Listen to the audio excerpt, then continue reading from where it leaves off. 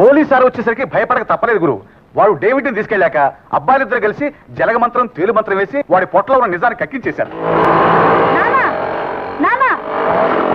ఏమిట్రా నానా, ఆ చక్రధర్ గాడు అమ్మని అన్నయ్యని తాతని గీతని ఆ కొండవాక పక్కన శ్మశానంలో బంధించాడు.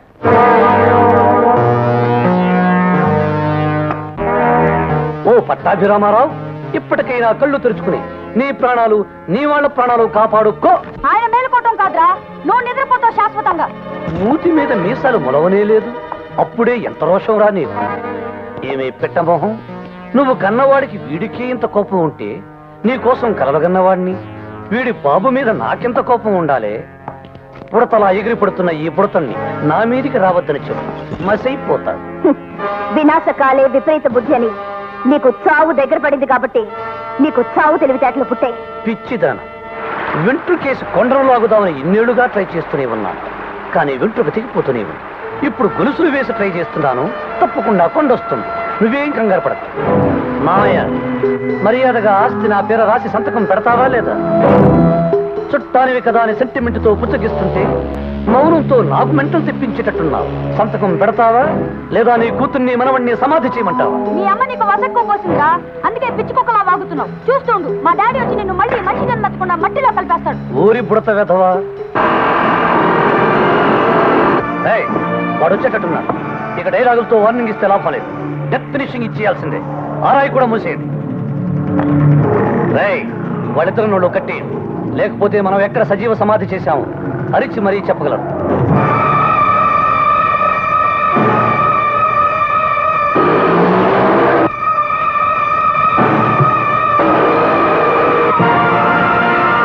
చక్రవర్తి, ఈ సమాధుల్లో ఒక దాంట్లో నీ ముద్దుల భార్యా బిడ్డలున్నారు. కొద్ది నిమిషాలలో వాళ్ళు గాలి పీల్చకపోతే సజీవ సమాధులైపోతారు. వాళ్ళ ప్రాణాలు నీకు దక్కాలంటే ఆ శ్రీకాకుళేశ్వరరావు ఎక్కడున్నాడో మాకు అప్పచెప్పు, లేదా అనార్కలి సమాధి అయినట్టు నీ భార్యా బిడ్డలిద్దరు సమాధి అయిపోతారు. భార్యా బిడ్డలను కాపాడుకోలేని అసమర్థుడు కాడి చక్రవర్తి. తిన్న ఇంటి వాసాలు లెక్క పెట్టిన నిన్ను తిన్నగా జైలుకు పంపిస్తాను.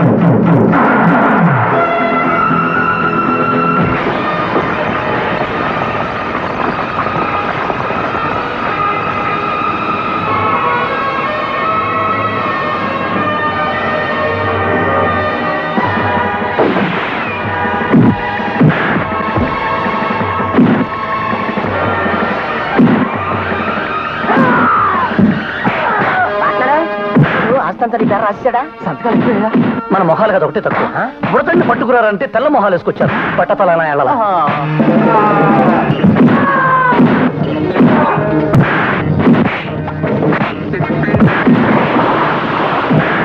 వాడి బాబుతో ఇద్దరు బుడతలు తయారయ్యారు పెళ్లి పట్టుకోండి సన్యాసులు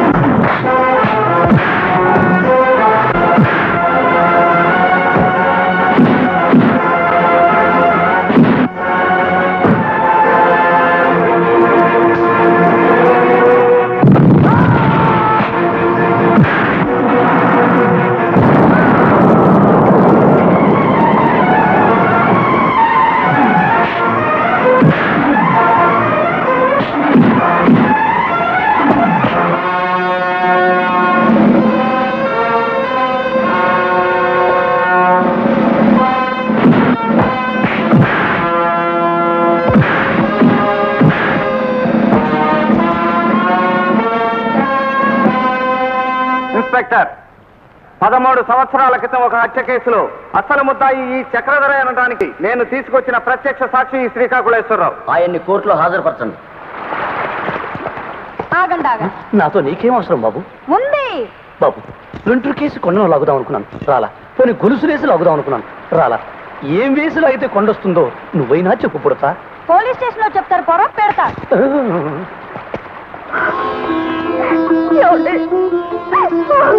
నన్ను క్షమించండి. తప్పు చేసి కాళ్ళు పట్టుకుని ప్రాధేయపడటానికి ఇది పాతరాతి యుగం కాదు, కొత్త నాతి యుగం. భర్త దగ్గర భార్య కోరుకోవలసిన స్థానం అక్కడ కాదు, ఇక్కడ. శశి, మమ్మీ, వినోద్, నాన్న, ప్రమోద్, శశి, నాన్న. దేవుడు దయవల్ల మీ భార్య భర్తలు ఇద్దరు ఒకటయ్యారు. నాకంతే చాలమ్మా. నాన్న,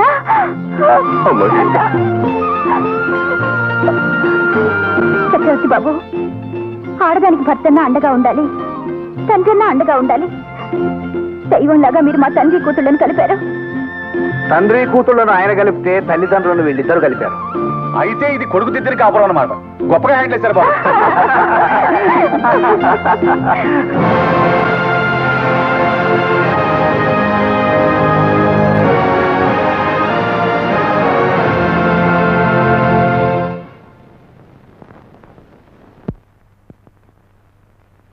నాకెన్ని కష్టాలు ఉన్నాయో మీకు తెలుసా? అందుకే చావడానికి వచ్చావు, చావు. కష్టాలు నీ ఒక్కదానికే కాదు, ఈ భూమి మీద ప్రతి జీవికి కష్టాలున్నాయి. జీవితం అంటే పూల పాన్పు కాదు. ఎప్పుడు సంతోషమే కావాలనుకుంటే కుదరదు. కొంచెం బాధను కూడా భరించడం నేర్చుకోవాలి. అలా భరించే వాళ్ళకి భూమి మీద బ్రతికే హక్కు ఉంది. నీలాంటి పిరికోళ్ళకి ఇక్కడ చోట్లేదు. భయపడితే చచ్చిపో. గుండ్రంగా తిరిగేది భూమి, కాలేదే నిప్పు, పోరాడేవాడే మనిషి. నువ్వు మనిషి అయితే జీవితంతో